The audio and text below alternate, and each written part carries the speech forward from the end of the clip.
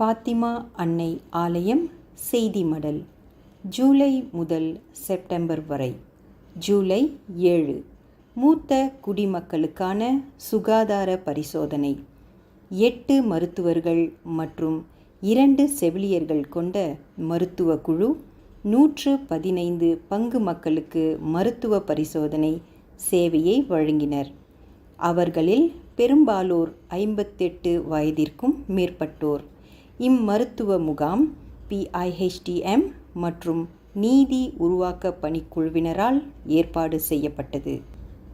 July 8 லௌதாதோ C பசுமை வேட்டை. தொடக்க நிகழ்வு. அனைத்து மதத்தினரும் இதில் கலந்து கொண்டு ஒன்றாக சேர்ந்து பிரிக்ஃபீல்ட்ஸ் வட்டாரத்தை வலம் வந்தனர். படைப்பின் பருவம் 2024. படைப்புடன் நம்பிக்கை மற்றும் செயல்பாடு. ஜூலை 15 அரிசி அன்பளிப்பு. முதல் கட்டம். பாத்திமா அன்னை பங்கு மியான்மர் நாட்டினருக்கு 80 அரிசி மூட்டைகளை தானமாக வழங்கியது. ஜூலை 15 அரிசி அன்பளிப்பு இரண்டாம் கட்டம். குவாலா ஸ்லாங்கூரில் உள்ள ஒரு கருணை இல்லத்திற்கு அரிசி மூட்டைகள் வழங்கப்பட்டன. தமிழ் பள்ளி வளாகத்தில் அமைந்துள்ள இந்த கருணை இல்லம் சிதறிய குடும்பங்களிலிருந்து வரும் ஏழை பிள்ளைகளை பராமரிக்கின்றது. ஜூலை 11 இல்லச் சந்திப்பு. அருட்தந்தை ஆண்ட்ரூ மாணிக்கம் அவர்கள் தாமான் தான்யூலாய் புனித மிக்கேல் ஆத்திசா மக்களை அவர்கள் இல்லங்களுக்கு சென்று சந்தித்தார். ஜூலை 15 லேக் கார்டனில் மெதுநடை. மூத்த குடிமக்களை மதிக்கும் வண்ணம் லேக் கார்டனில் மெதுநடை சென்றனர். இதில் மொத்தம் 33 பேர் கலந்து கொண்டனர். PIHT மற்றும் நீதி உருவாக்க பணிக்குழுவினரால் இந்நிகழ்வு ஏற்பாடு செய்யப்பட்டது. ஜூலை 17 27 வருட குருத்துவ பணி. அருட்தந்தை ஆண்ட்ரூ அவர்கள் தமது குருத்துவ பணியின் 27ஆம் ஆண்டு நிறைவு நாளில் திருப்பலி நிறைவேற்றினார். அவர் தமது குடும்பத்திற்கு, குறிப்பாக தமது தாயாருக்கு உளப்பூர்வ மரியாதை செலுத்தினார். குருவானவர் 1997ஆம் ஆண்டு திருப்பணிக்கு அருட்பொழிவு பெற்றார். ஜூலை 21 பேவ் மாபெரும் வெற்றி.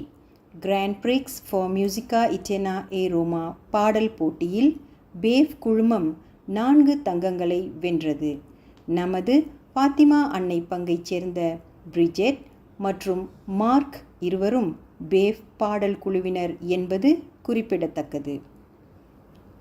ஜூலை 21 முதியவர்கள் விழுந்து விடாமல் தடுப்பது மற்றும் உடற்பயிற்சி. கோலாலம்பூர் உயர் மறை மாவட்டத்தின் கீழ் கத்தோலிக்க இயல்முறை மருத்துவர்களால் நடத்தப்பட்டது. இந்நிகழ்வை நமது பங்கின் PIHTM குழுவினர் ஏற்பாடு செய்திருந்தனர். ஆகஸ்ட் 2 போச்சியன்குலா தேவதூதரின் ராக்கினி திருவிழா. பாத்திமா அன்னை பங்கு மக்கள் புனித பிரான்சிஸ் அசிசி தேவாலயத்தில் நடைபெற்ற திருப்பலியில் பங்கெடுத்தனர். ஆகஸ்ட் 3 மற்றும் 4 புனித நினைவு சின்னங்களுக்கு மரியாதை. 75 புனிதர் மற்றும் ஆசிர்வதிக்கப்பட்டவர்களின் நினைவு சின்னங்களின் கண்காட்சி நடைபெற்றது. 100க்கும் மேற்பட்ட பங்கு மக்கள் இதில் கலந்து கொண்டு வணக்கம் செலுத்தினர். ஆகஸ்ட் 3 மூத்த குடிமக்கள் மற்றும் தாத்தா பாட்டிக்கான உலக தினம். சக்கின்சான் வட்டாரத்திற்கு ஒரு நாள் பயணம். ஆகஸ்ட் 9 பஹாங்கில் மரங்கள் நடும் நடவடிக்கைக்காக ஏற்பாட்டு குழுவினர் தேர்ந்தெடுக்கப்பட்ட இடத்தில் முதல் நாளன்று அதற்கான முன் தயாரிப்பு வேலைகளில் ஈடுபட்டனர். ஆகஸ்ட் 10 பாத்திமா அன்னை பங்குடன் கோலாலம்பூர் உயர் மறை மாவட்டத்தில் உள்ள மற்ற பங்கு மக்களும் இணைந்து மரித்த தாத்தா பாட்டி அல்லது ஒரு முதியவரின் நினைவாக ஒவ்வொருவரும் ஒரு மரக்கன்றை நட்டனர். இந்நடவடிக்கை புக்கிட் திங்கி வன காப்பகம் மற்றும் விதை மையத்தில் நடைபெற்றது. மொத்தம் 250 மரங்கள் நடப்பட்டு 240 புதிய மரக்கன்றுகளை பதியம் செய்தனர். ஆகஸ்ட் 16 புனித தர்சிசியஸ் திருவிழா. பங்கு தந்தை சிறுவர்களுக்கும் விசேஷமாக நற்கருணை பணியாளர்களுக்கும் சிறப்பு ஆசிர் வழங்கினார். ஆகஸ்ட் 17 உபசரணை பணிக்குழு ஒரு நாள் உருவாக்க பயிற்சியை நடத்தினர். அதில் ஜெபமாலை ஜெபித்ததோடு புனித நேரமும் அனுசரிக்கப்பட்டது. திருப்பலியின் போது பணி நியமனம் மற்றும் புதுப்பித்தலும் நடைபெற்றது. ஆகஸ்ட் 18 காலை சிற்றுண்டி விற்பனை. நமது பங்கின் உதவும் கரங்கள் குழுவினர் தேவாலய கட்டட பராமரிப்பிற்கான நிதி திரட்டும் நோக்கத்திற்காக காலை சிற்றுண்டி விற்பனை செய்தனர். ஆகஸ்ட் 31 சுதந்திர தினம். காலை திருப்பலிக்கு பிறகு நமது தேசிய கொடியான ஜாலோர் கமிலாங் கொடியேற்றப்பட்டது. செப்டம்பர் 1 குருத்துவ பணி நிறைவு விழா. பாத்திமா அன்னை பங்கு அருட்தந்தை VA மைக்கேல் அவர்களின் 31 ஆண்டு குருத்துவ பணி நிறைவு விழாவை கொண்டாடியது.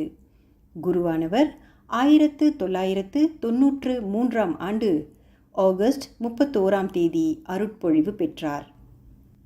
செப்டம்பர் 1 பங்கு மீட்பு பேரவை. பேராயர் ஜூலியன் லியாவ் அவர்களுடன் பாத்திமா அன்னை பங்கு மக்கள் ஏறக்குறைய 100 பேர் இப்பேரவையில் கலந்து கொண்டனர்.